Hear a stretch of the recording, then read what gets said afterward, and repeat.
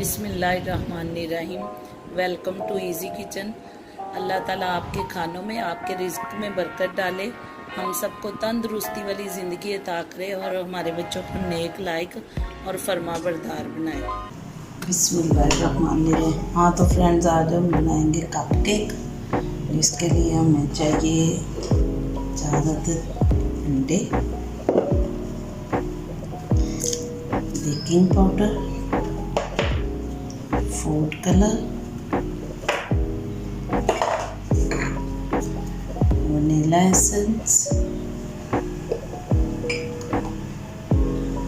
Sugar powder 1 cup,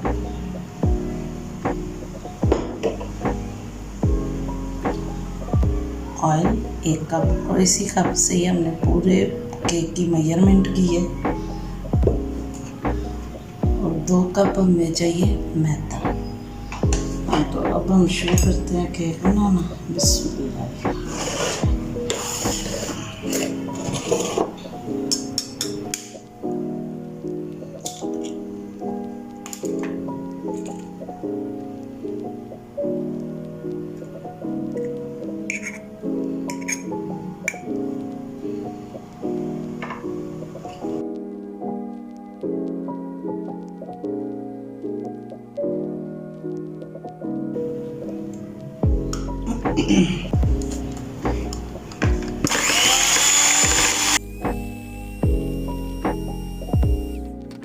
हम इसमें डालें ज़्यादातर अंडे की सर्दियाँ।